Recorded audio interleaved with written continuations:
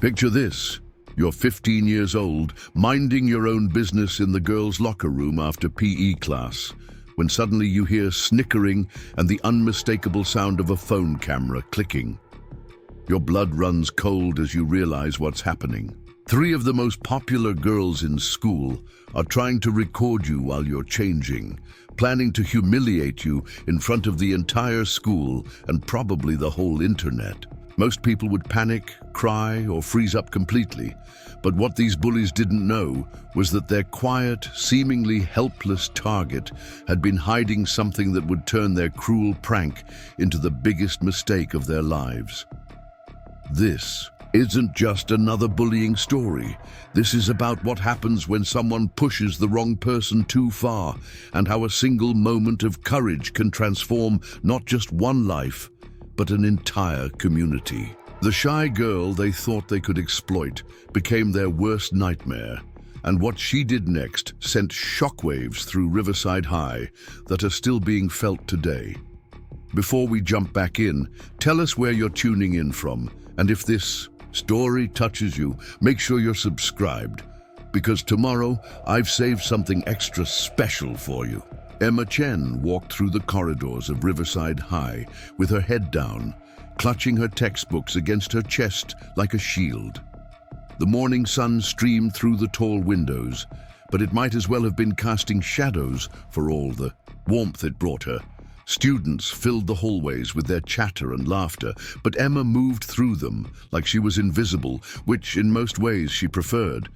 It hadn't always been this way. 3 months ago, Emma had been just another face in the crowd at her previous school, Lincoln Prep, where she'd managed to blend in reasonably well. She'd had a small group of friends, decent grades, and a life that felt normal, if unremarkable. But everything changed the day of the incident that got her expelled. The official record stated that Emma Chen had been involved in an altercation that resulted in serious injuries to multiple students. What it didn't say was that Emma had walked into the girls' bathroom to find 3 seniors from the soccer team cornering a younger student, demanding she hand over her lunch money. It didn't mention that when Emma had quietly suggested they leave the girl alone, they'd turned their attention to her instead, mocking her accent and calling her names that made her face burn with shame. The report certainly didn't capture the moment when one of them shoved Emma against the sink, or when another grabbed her by the hair, or when the third one pulled out her phone to record what they planned to do next. It only documented the aftermath. 3 varsity athletes lying on the bathroom floor, one with a dislocated shoulder, another with bruised ribs, and the third nursing a sprained wrist. Emma's mother, Mrs. Chen, sat beside her daughter in Principal Morrison's office at Riverside High, her nurse's uniform still bearing the faint scent of antiseptic from her overnight shift at Riverside General Hospital. The principal, a stern woman in her 50s with graying hair pulled back in a tight bun, reviewed Emma's transfer documents with obvious concern. "I see here that you were expelled from Lincoln Prep for what's described as excessive use of force against multiple students," Principal Morrison said, her voice carrying the weight of someone who'd seen too many troubled kids pass through. Her doors. The report mentions that 3 students required medical attention.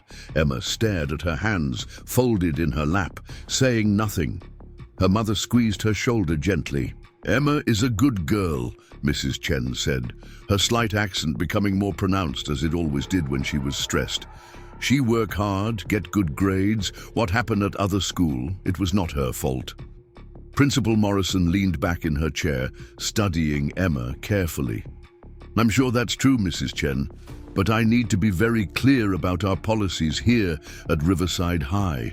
We have 0 tolerance for violence of any kind. I don't care what the circumstances were at your previous school.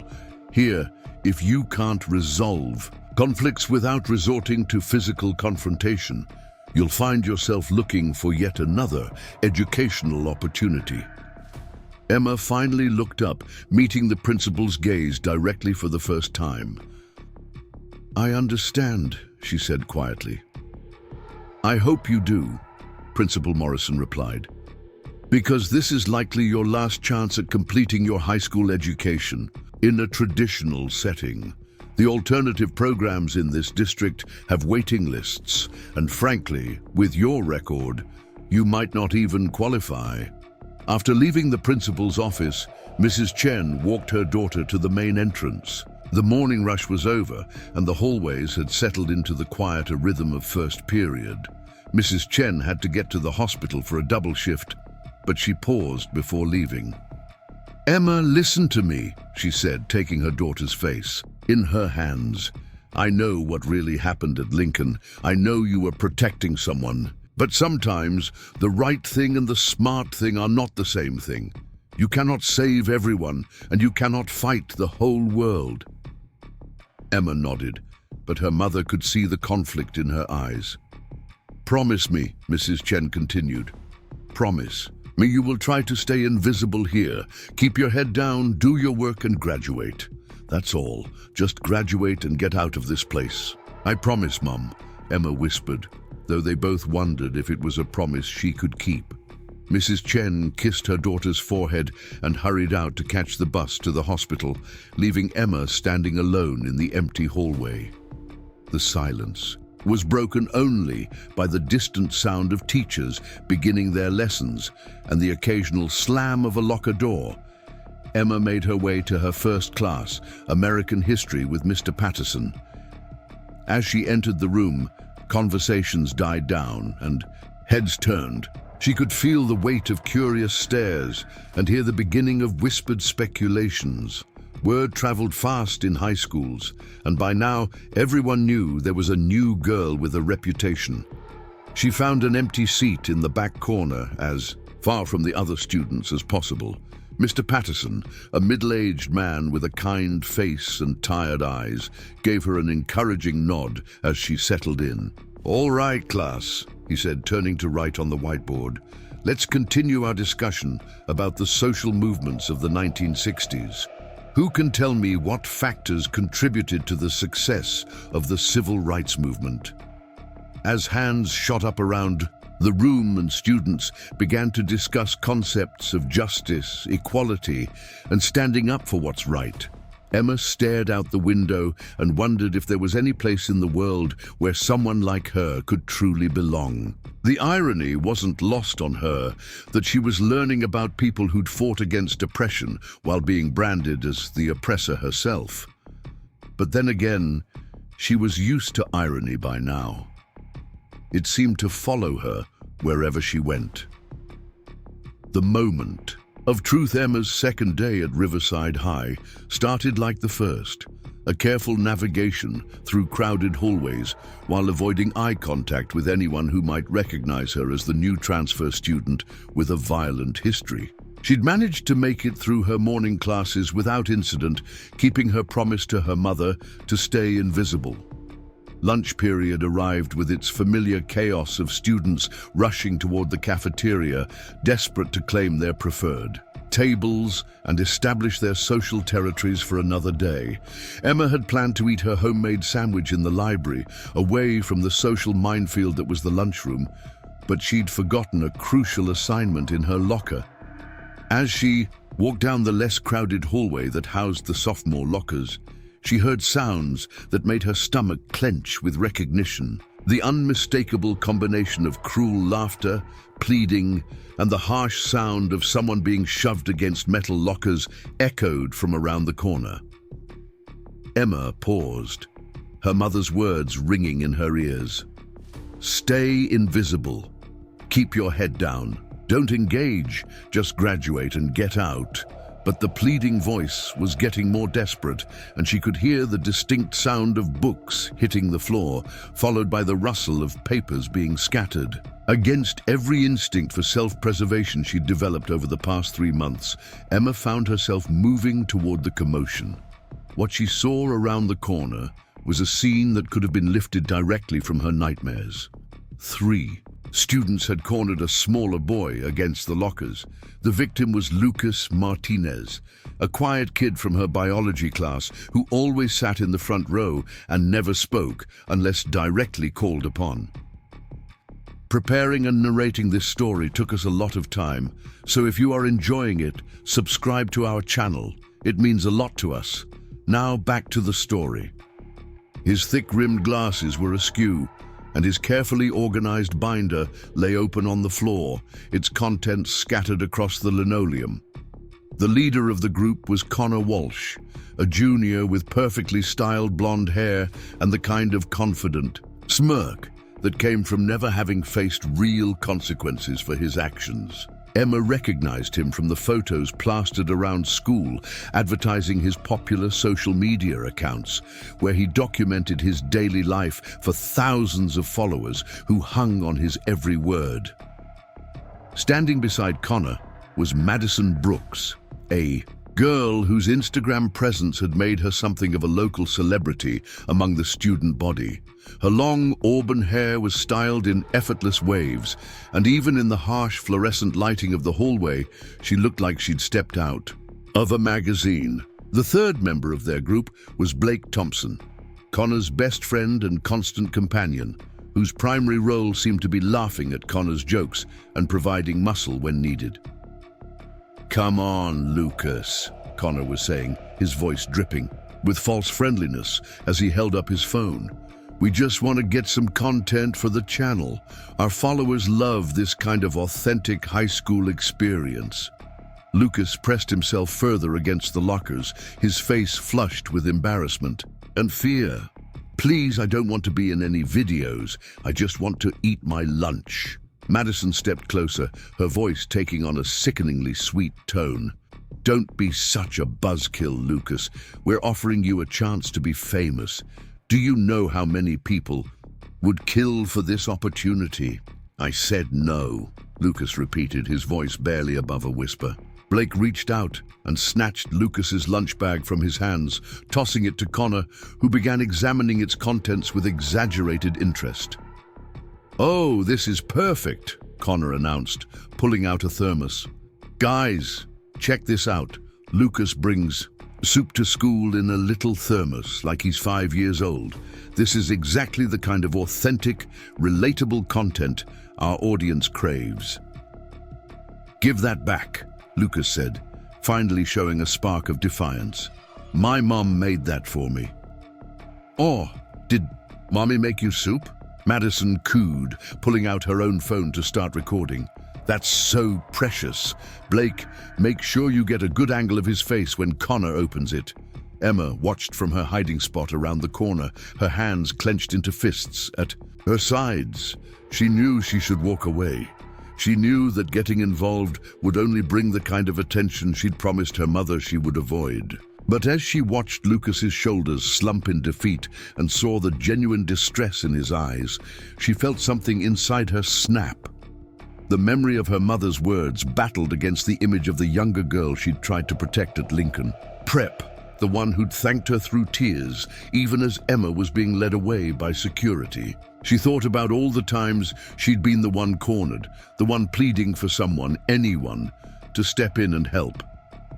Connor unscrewed the thermos cap and pretended to sniff the contents dramatically for the camera. "Oh man, this smells like cafeteria mystery meat. Lucas, did your mom actually cook this, or did she just heat up dog food?" That was the moment Emma made her choice. She stepped around the corner, her heart pounding but her voice steady. "Hey," she said simply. All four heads turned toward her, and she could see the recognition dawning on Connor's face. The new girl, the one with the reputation.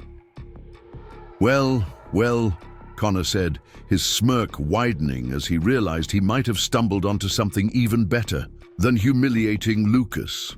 "Look who decided to join the party. This is perfect timing, actually. Emma, right? I've heard some very interesting stories about you." Madison's eyes lit up with predatory excitement. "Oh my God, you're the girl who got expelled for beating up those soccer players. Connor, this is amazing content. Our followers are going to eat this up." Emma ignored them, focusing instead on Lucas, who was staring at her with a mixture of hope and terror. "Are you okay?" she asked him. Lucas nodded quickly, though it was obvious he was anything but okay. "Good," Emma said, then turned to Connor. "Give him his lunch back." Connor laughed, a sound that held no warmth whatsoever. "Or what? You're going to beat me up too. Do you know how many followers I have? If you lay one finger on me, it'll be all over the internet in minutes. You'll be expelled from this school before the end of the day." "I'm not going to beat you up," Emma said calmly. "I'm asking you to give him his lunch back and leave him alone." Blake stepped forward, trying to look intimidating. "And if we don't, what are you going to do about it, psycho girl?"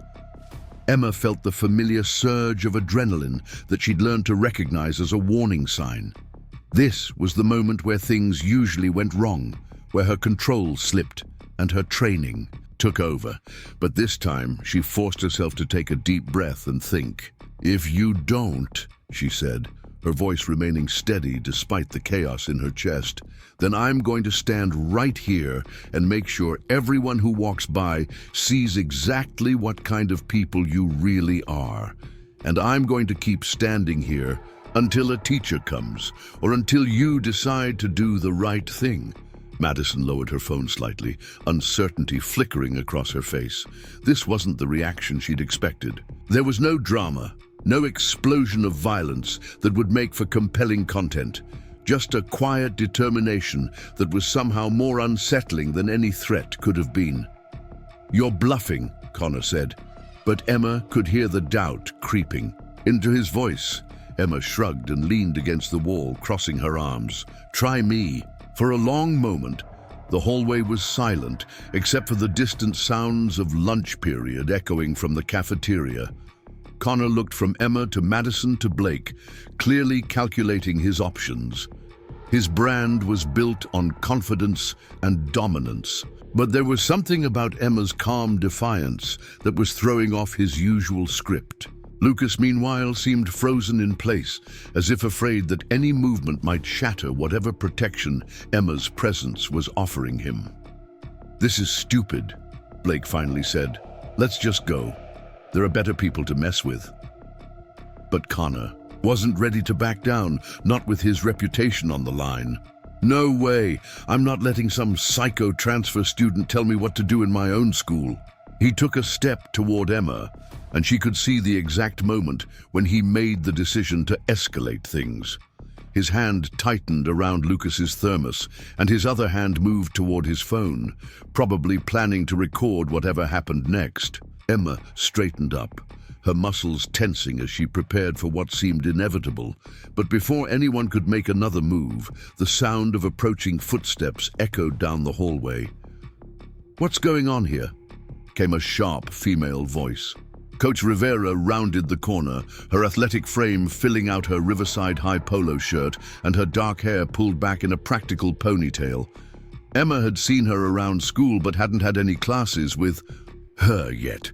The coach's eyes swept the scene, taking in Lucas's scattered papers, the thermos in Connor's hand, and the obvious tension between Emma and the three bullies.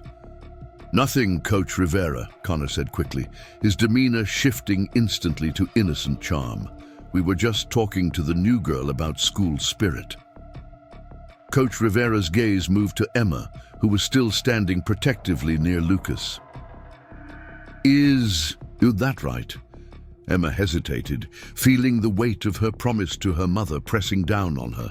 Getting involved with authority figures was exactly what she'd sworn to avoid. But as she looked at Lucas's grateful expression and saw the way Connor was already planning his next move, she realized that some promises were impossible to keep.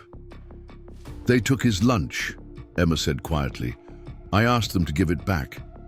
The silence that followed was heavy with unspoken threats and calculations. Coach Rivera looked from the thermos in Connor's hand to Lucas's scattered belongings, and Emma could see the moment when the teacher understood exactly what had been happening. "Mr. Walsh," Coach Rivera said, her voice carrying the authority of someone who was used to being obeyed. "I believe that belongs to Mr. Martinez." Connor's jaw tightened, but he handed over the thermos without argument. "We were just joking around, Coach. No harm done." "Pick up his papers," the coach ordered, her tone brooking no dissent. Madison opened her mouth to protest, but one look from Coach Rivera silenced her. The three bullies bent down and began gathering Lucas's scattered assignments, their movements sharp with barely contained anger. As they worked, Coach Rivera approached Emma. "I don't think we've been formally introduced," she said. "I'm Patricia Rivera. I teach PE and run the after-school fitness programs." "Emma Chen," Emma replied, waiting for the inevitable questions about her background. Instead, Coach Rivera just nodded. "Well, Emma Chen, I have a feeling we're going to see a lot of each other. Something tells me you might be interested in what I teach." Emma didn't know what to say to that, so she said nothing. But as Connor, Madison, and Blake finished cleaning up Lucas's papers and stalked away with murderous looks, she couldn't shake the feeling that her careful plan to stay invisible had just gone up in smoke. Coach Rivera waited until the bullies were out of sight before turning back to Emma and Lucas. "Are you both okay?" Lucas nodded eagerly, clutching his returned thermos like a lifeline. "Yes, ma'am, thank you." The coach looked at Emma expectantly, and Emma found herself nodding as well, though she wasn't sure okay was the right word for what she was feeling. "Good," Coach Rivera said. "Emma, I'd like to see you in my office after school today. We need to talk." As the coach walked away, leaving Emma and Lucas alone in the hallway, Emma realized that her second day at Riverside High had just become infinitely more complicated. But as she looked at Lucas's relieved smile and remembered the fear in his eyes just moments before, she found that she didn't regret her choice. Even if it meant breaking her promise to her mother, some things were worth fighting for. Emma's afternoon classes passed in a blur of whispered conversations and stolen glances. Word of the hallway confrontation had spread through Riverside, with the speed that only high school gossip could achieve.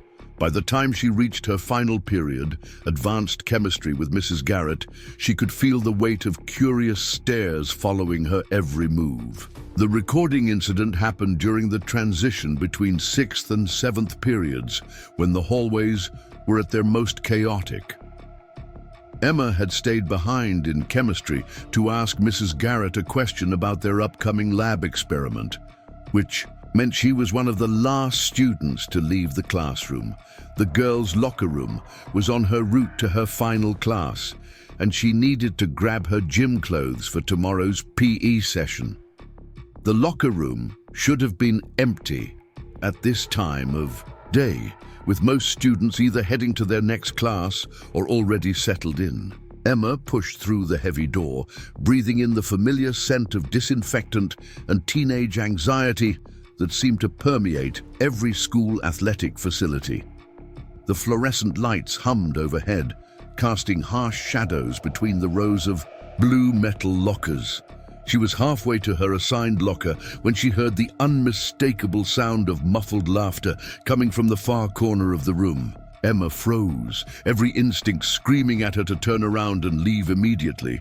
But something about the quality of the laughter, the way it sounded both excited and cruel, made her stomach clench with dread. Moving as quietly as possible, Emma crept toward the sound, using the tall lockers as cover. What she discovered made her blood run cold. Madison Brooks was crouched behind the last row of lockers, her phone held up and angled toward the changing area. Beside her, Blake Thompson was practically vibrating with anticipation, while Connor Walsh stood slightly apart, his own phone ready to capture whatever they were planning. "Is she in there?" Blake whispered, his voice barely audible but carrying, clearly in the enclosed space. Madison nodded, a predatory smile spreading across her face. She always changes for PE during this period, something about avoiding crowds. She glanced at her phone screen and adjusted the angle. This is going to be absolutely perfect. Shy girl's big reveal, caught on camera. Connor moved closer, keeping his voice low.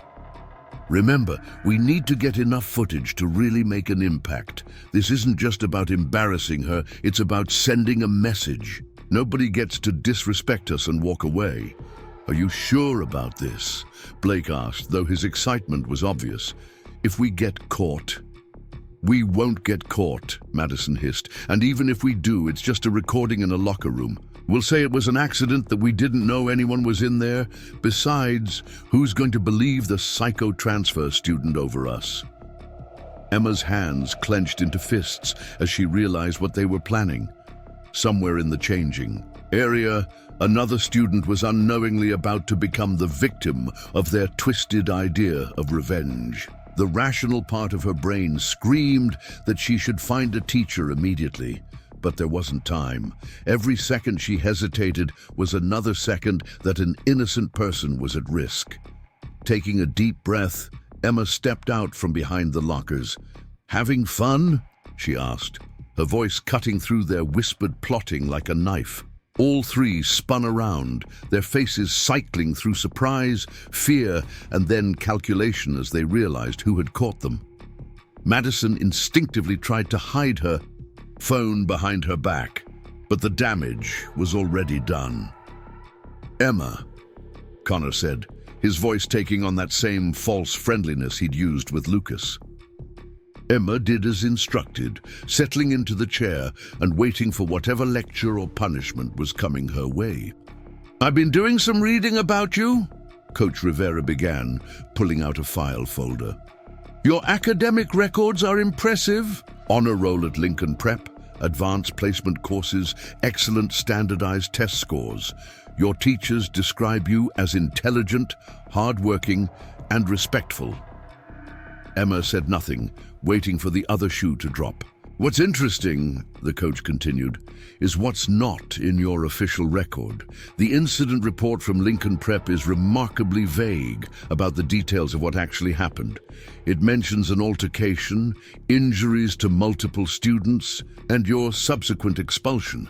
But it doesn't explain how a 15-year-old girl managed to take down 3 varsity athletes." Emma's pulse quickened. "I don't know what you want me to say." Coach Rivera leaned back in her chair, studying Emma with the kind of intense focus that made it clear she was used to reading people. "I want you to tell me the truth about what happened today. Not the sanitized version you might give to Principal Morrison, but the real story." For a long moment, Emma debated how much to reveal. But there was something about Coach Rivera's direct manner and genuine concern that made her want to be honest. Connor, Madison, and Blake were hiding in the locker room with their phones, waiting to record someone changing clothes, Emma said finally. "I caught them and confronted them about it." The coach's expression darkened. "Did you get this on video?" Emma nodded, pulling out her phone.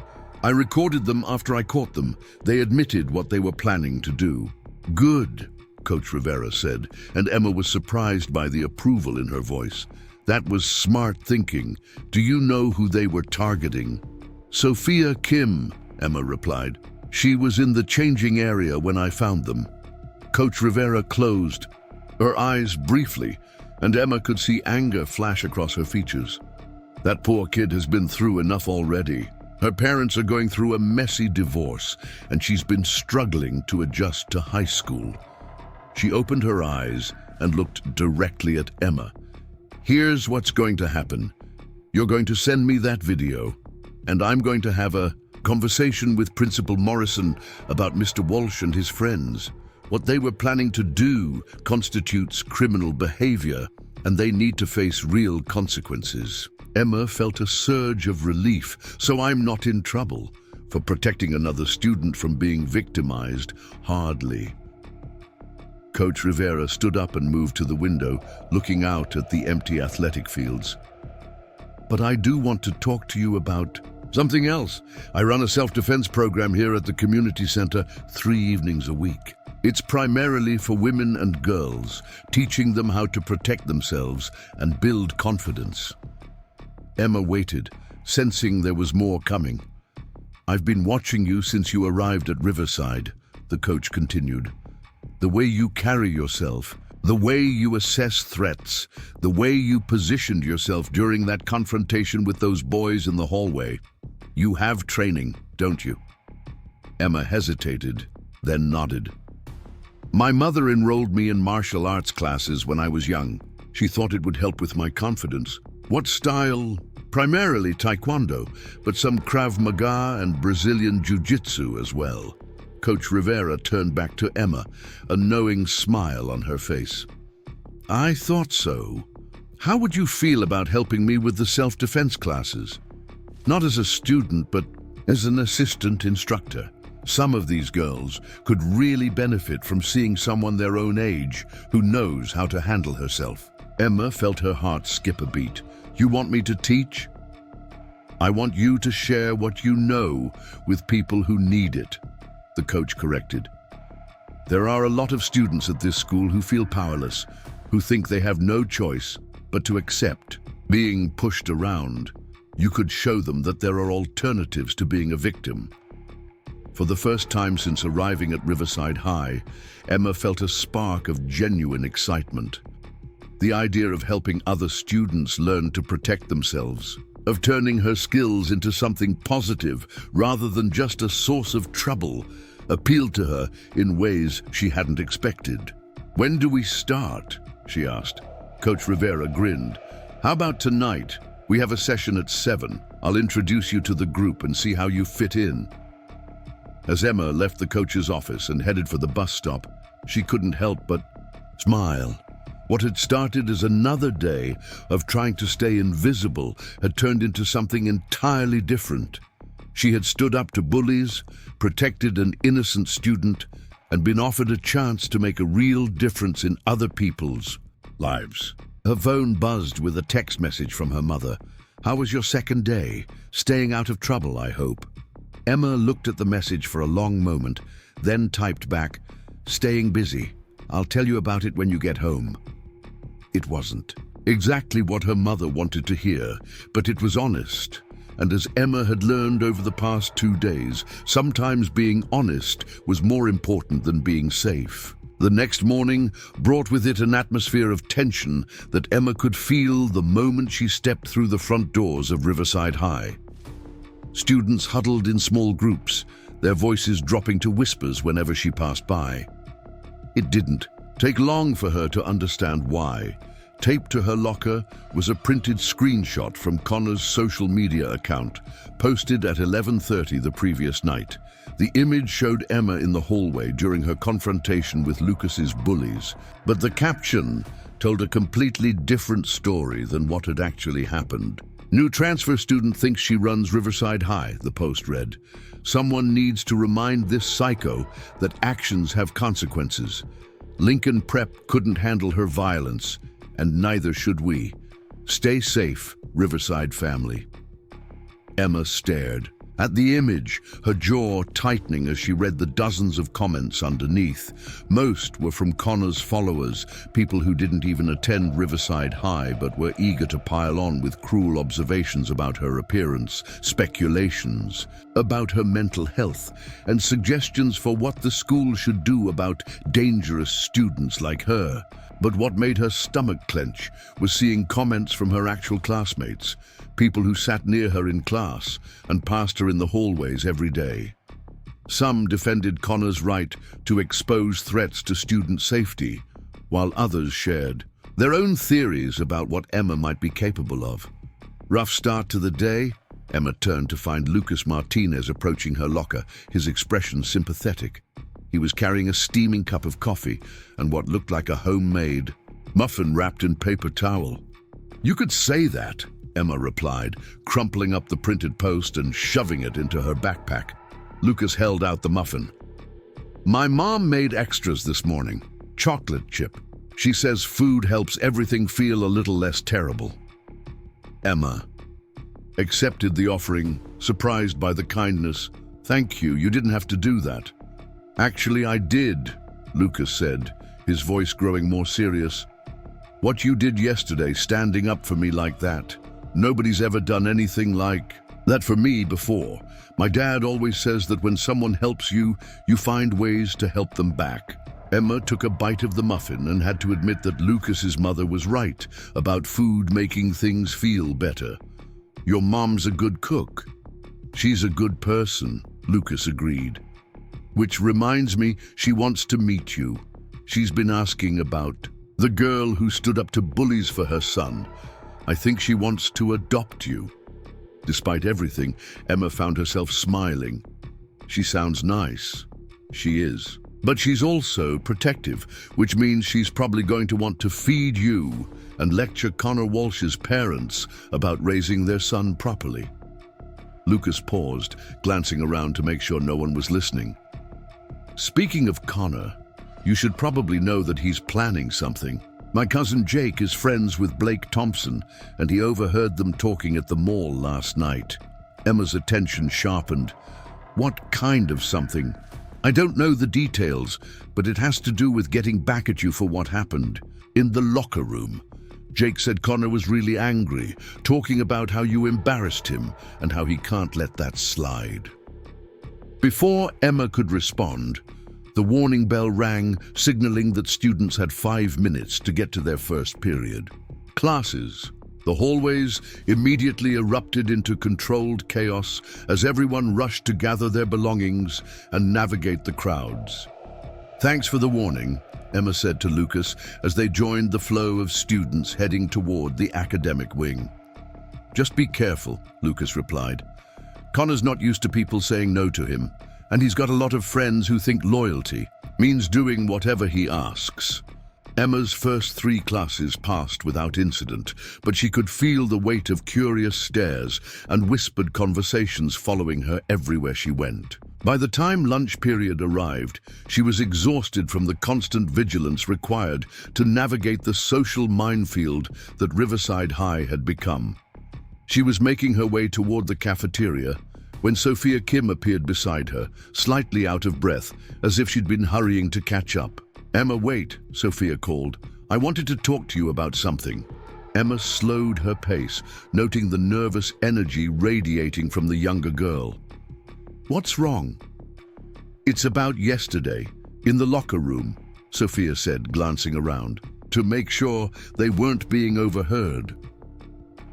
"I know something happened after I left. Jordan told me that Connor and his friends were asking questions about my schedule, about when I usually change for PE. Emma felt her protective instincts flare. "What kind of questions?" "They wanted to know if I always used the same changing stall, if I was usually alone in there, things like that. Jordan thought it was weird, but he didn't think much of it, until he heard about the confrontation you had with them." They found a quiet alcove near the library where they could talk without attracting attention. Sophia sat down on one of the benches, her hands fidgeting with the straps of her backpack. "Emma, were they planning to hurt me?" Sophia asked, her voice barely above a whisper. Emma considered how much to reveal, weighing Sophia's right to know against her desire to protect the girl from the full horror of what had almost happened. "They were planning to embarrass you," Emma said finally, "but I stopped them before anything could happen." Sophia's face went pale. "Oh God, I can't believe they would do something like that. I mean, I knew they didn't like me, but I never thought." "Hey," Emma said, sitting down beside her, "nothing happened. You're safe and they're not going to get another chance to try anything like that again." "How can you be sure?" Sophia asked, tears beginning to form in her eyes. Emma was quiet for a moment, thinking about Coach Rivera's offer and the self-defense classes at the community center. "What would you say if I told you there was a way for you to make sure you could protect yourself, not just from Connor and his friends, but from anyone who tried to hurt you?" Sophia looked up, curiosity replacing some of the fear in her expression. "What do you mean?" "There's a self-defense program at the community center. Coach Rivera runs it, and she's asked me to help out. It's for girls who want to learn how to defend themselves, how to be confident instead of scared." "You know how to fight?" Sophia asked, though there was no judgment in her voice, only amazement. "I know how to protect myself and other people," Emma corrected. "There's a difference. Fighting is about hurting someone. Self-defense is about making sure you don't get hurt." Sophia was quiet for a long moment, considering this. Would you really teach me? If you want to learn, yes. But it's not just about the physical techniques. It's about confidence, about believing that you have the right to take up space in the world and not let anyone make you feel small. I've felt small my whole life, Sophia admitted, especially since my parents started fighting all the time. Sometimes I feel like I'm invisible, like I could just disappear and nobody would notice. Emma understood that feeling all too well. You're not invisible to me, and you're not invisible to your brother, or to Coach Rivera, or to anyone else who actually matters. The people who try to make you feel invisible are the ones who are really empty inside. Sophia wiped her eyes and managed a small smile. When do the classes start? Tonight, actually, 7 o'clock at the community center. I could pick you up if you want, or you could meet us there. I'll be there, Sophia said with more determination than Emma had ever heard in her voice before. As they made their way toward the cafeteria, Emma found herself feeling hopeful for the first time since arriving at Riverside High. Maybe she couldn't change everything that was wrong with the school's social dynamics, but she could help individual people learn to stand up for themselves. That optimism lasted exactly until they walked into the cafeteria and saw the crowd gathered around one of the central tables. Connor Walsh was holding court, his phone connected to a portable speaker, and Emma's stomach dropped as she realized what he was playing. It was audio from the locker room confrontation, but it had been edited to remove all context. Connor's voice came through clearly as he said, "We weren't doing anything wrong," followed immediately by Emma's response. "You mean like you were about to do to whoever's in that changing stall?" But missing was everything that came before, all the evidence of what Connor and his friends had actually been planning. To anyone listening without context, it sounded like Emma had been the aggressor, confronting innocent students and making accusations. "As you can hear," Connor announced to his audience, "our new transfer student has some serious issues with paranoia and aggression. She attacked us yesterday for literally no reason, accusing us of things we never did." Madison nodded earnestly, beside him. It was terrifying. She seemed completely unhinged, like she might actually hurt someone. Emma felt the familiar surge of adrenaline flooding her system, but this time it was accompanied by something else. Cold, calculating anger. Connor wasn't just trying to embarrass her or get her in trouble with the school administration. He was actively working to isolate her, to turn the entire student body against her before she could build any real connections. Sophia grabbed Emma's arm, her grip tight with anxiety. "Everyone's looking at us," she whispered. She was right. Nearly every student in the cafeteria had turned to stare at Emma, their expressions ranging from curiosity to fear to outright hostility. The carefully edited audio had done its job, painting Emma as an unstable threat to everyone around her. Emma took a deep breath, forcing herself to think strategically rather than reactively. Charging across the cafeteria to confront, Connor would only reinforce his narrative about her being violent and unpredictable, but she couldn't let his lies go unchallenged either. "Sophia," she said quietly, "do you still have that invitation to sit with you and your friends at lunch?" Sophia nodded, though she looked uncertain about whether that was still a good idea, given the current atmosphere. "Good. Let's go sit down and act like nothing unusual is happening. Don't give them the reaction they're looking for." They made their way to a table near the windows where Jordan Kim and 2 other students were sitting. Emma recognized one of them as Marcus Thompson from her biology class, a quiet boy with an impressive knowledge of marine ecosystems. The other was a girl named Ashley Rodriguez, who was in her advanced chemistry class. "Is it okay if we sit here?" Emma asked, her voice carrying clearly in the suddenly quiet cafeteria.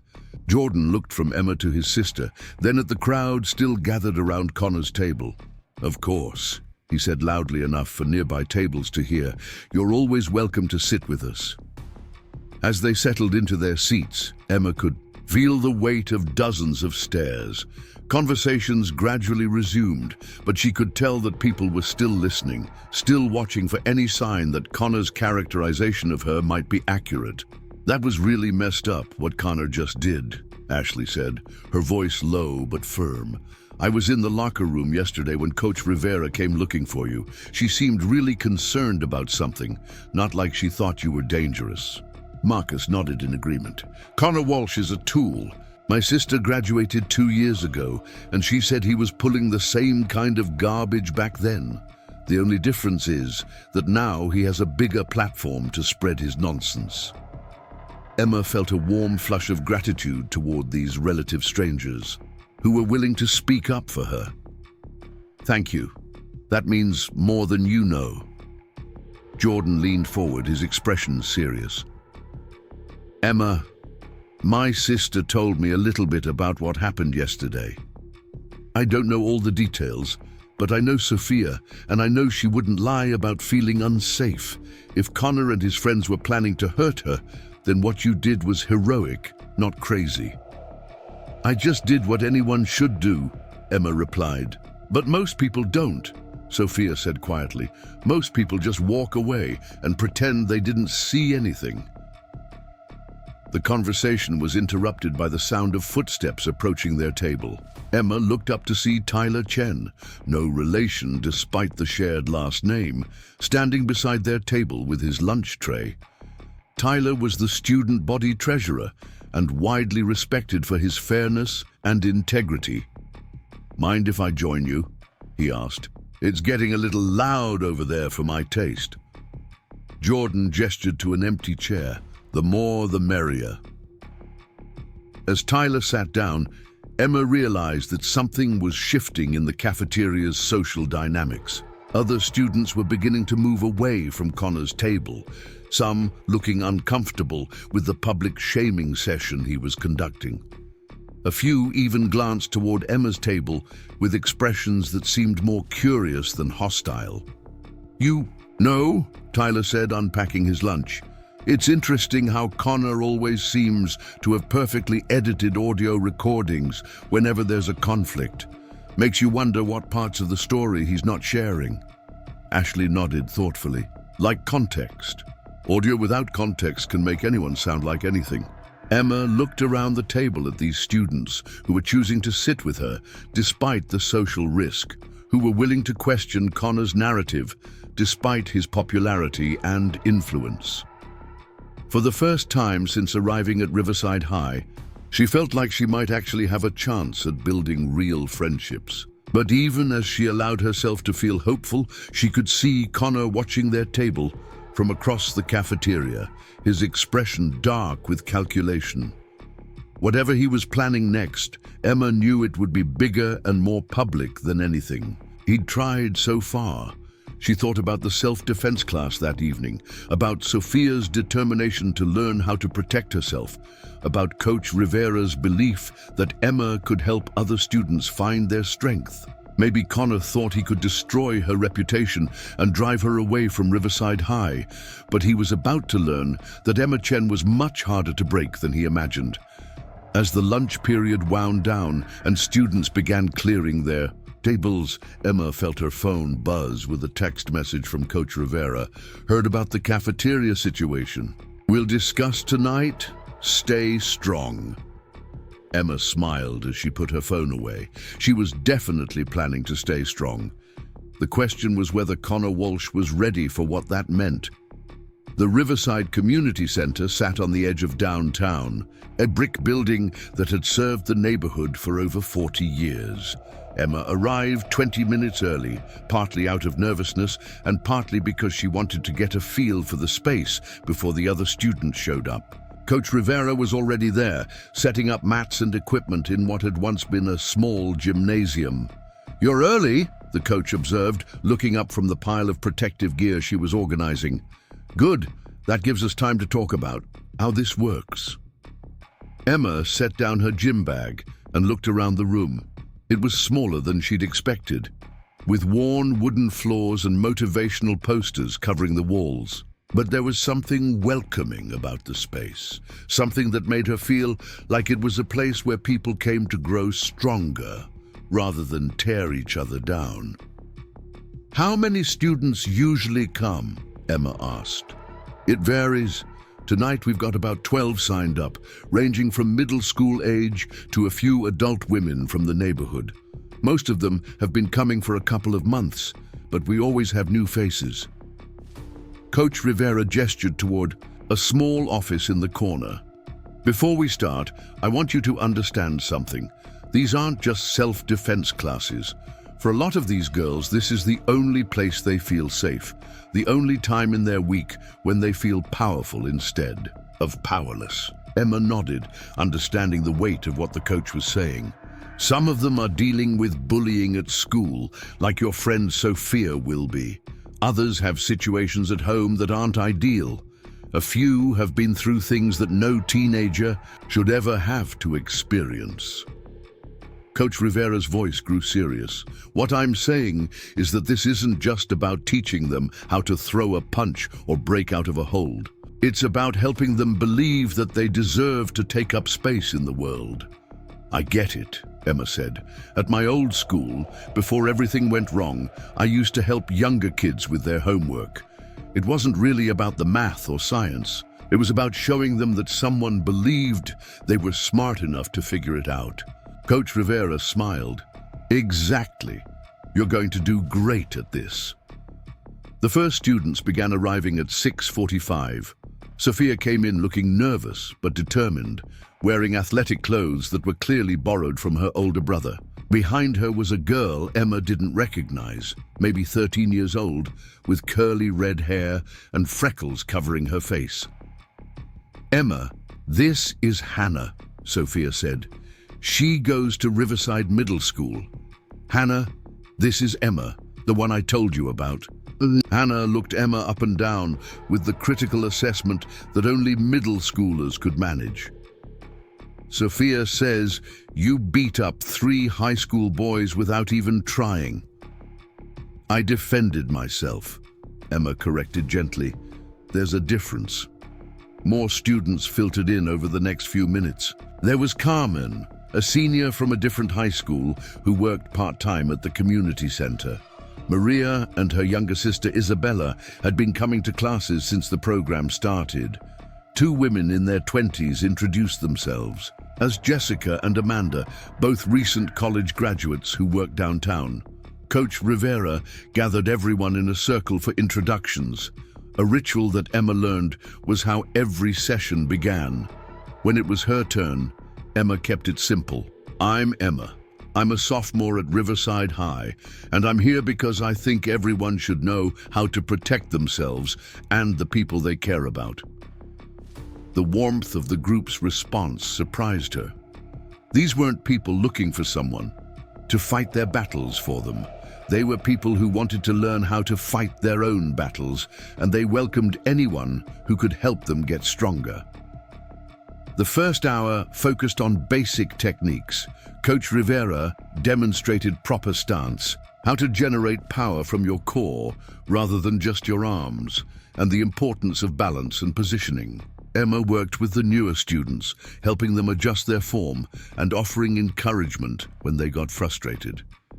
"I feel so clumsy," Hannah complained after missing her target for the 5th time in a row. "You're not clumsy," Emma assured. Your brain is learning new patterns. It takes time for your body to catch up. When I first started training, my instructor used to joke that I looked like I was trying to swim through concrete." Hannah giggled at the image, then tried the technique again. This time, her punch connected solidly with the pad Emma was holding. "Better?" Hannah asked. "Much better. You're a natural at this." The second half of the session moved into scenario training.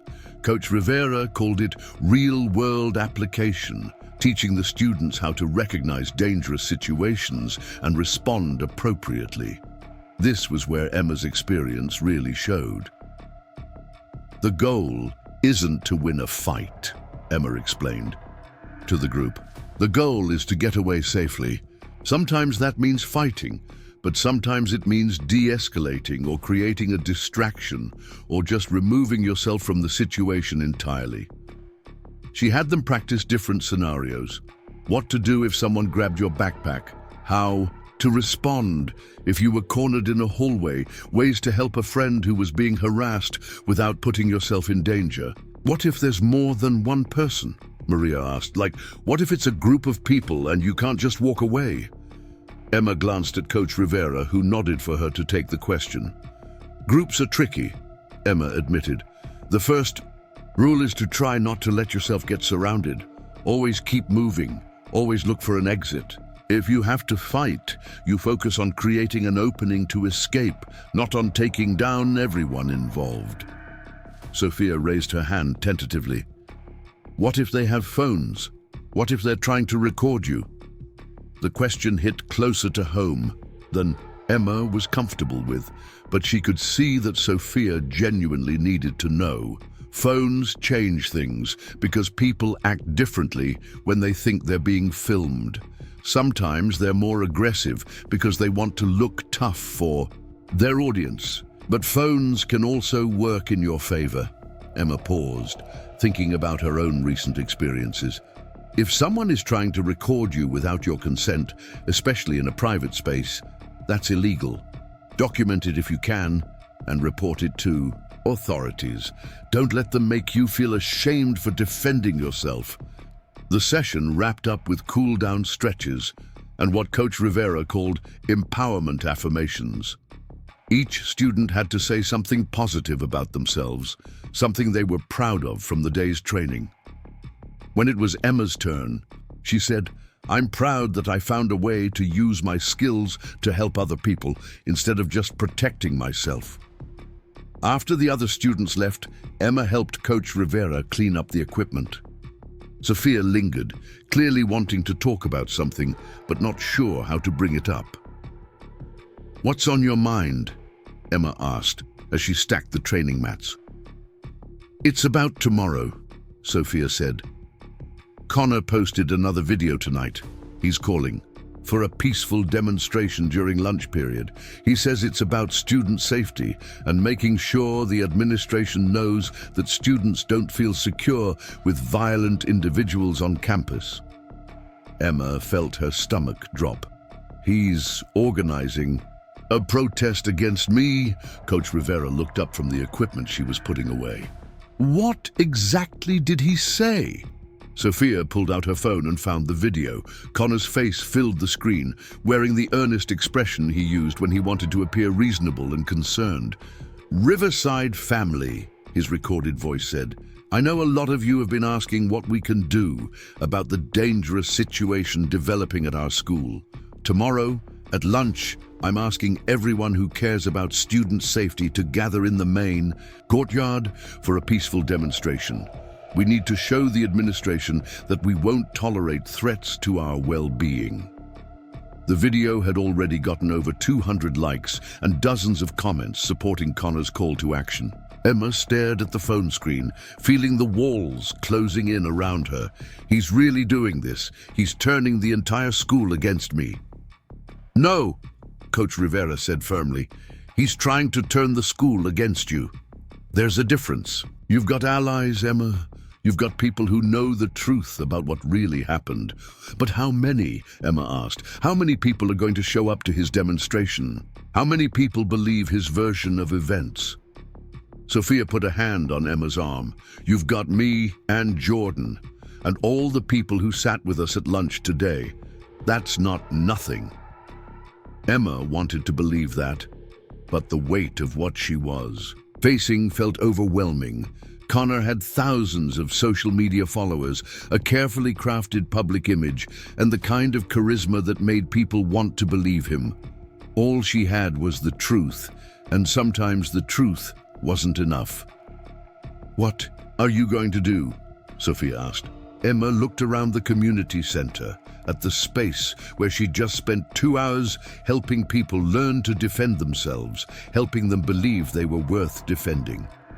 She thought about her promise to her mother to stay invisible, about The easier path of just keeping her head down and hoping to graduate without any more incidents. But she also thought about Hannah's proud smile when she finally landed that punch, about Maria's determination to learn how to protect her younger sister, about Sophia's courage in coming to class despite her fear. "I'm going to show them who I really am," Emma said finally. "Not Connor's version of me, not the rumors and the edited recordings, but the real me. And I'm going to trust that the people who matter will be able to tell the difference." Coach Rivera smiled. "Now that sounds like a plan worth fighting for." As Emma gathered her things and headed toward the exit, she felt something she hadn't experienced since arriving at Riverside High: genuine hope. Tomorrow would be challenging, possibly the most difficult day she'd faced since her expulsion from Lincoln Prep. But for the first time, she felt ready for whatever Connor Walsh threw at her. The community center parking lot was nearly empty, lit by a few scattered streetlights that cast long shadows across the asphalt. Emma was unlocking her bike when she heard footsteps behind her. Emma Chen. She turned to find a young man she didn't recognize leaning against a dark sedan. He was older than high school age, maybe early 20s, with tattoos covering his forearms and a scar running through his left eyebrow. Something about his posture and the way his eyes constantly scanned the area made Emma's instincts flare with warning. "Do I know you?" she asked, keeping her voice steady while positioning herself with clear escape routes. The young man smiled, but it didn't reach his eyes. "Name's Derek Santos, but most people call me Razor. I hear you've been causing some trouble for a friend of mine." Emma's grip tightened on her bike handlebars. "I don't know what you're talking about." "Connor Walsh. Good kid. Comes from a good family. Word is you've been giving him a hard time, making his life difficult." Derek pushed off from the car and took a step closer. "See, Connor's been trying to get into my crew, and I take care of people who are loyal to me. That means I take care of their problems too." The pieces clicked into place in Emma's mind. This was the gang connection that Connor had been pursuing, the entry fee and protection that Tyler had mentioned overhearing. Connor hadn't just been trying to join a gang for status. He'd been trying to buy himself muscle. "Connor's problems are his own doing," Emma said. "I'm not interested in whatever drama he's created for himself." Derek laughed, a sound that held no humor. "See, that's where you're wrong, because now you're my problem too, and I solve problems permanently." Emma felt the familiar surge of adrenaline flooding her system, but this time it was different. This wasn't a school bully trying to embarrass her or record her for social media. This was a genuine threat from someone who had clearly done this kind of thing before. "Are you threatening me?" she asked. "I'm giving you advice," Derek replied. "Free advice, which is more generous than I usually am. Transfer schools, move away, find somewhere else to finish your education, because if you're still causing problems for Connor tomorrow, our next conversation is going to be very different." Before Emma could respond, Derek was back in his car and driving away, leaving her standing alone in the parking lot with her. Heart racing and her mind spinning, she pulled out her phone and called Coach Rivera, who answered on the second ring. "Emma, what's wrong?" "We need to talk," Emma said, "and we might need to call the police." Up next, you've got two more standout stories right on your screen. If this one hit the mark, you won't want to pass these up. Just click and check them out.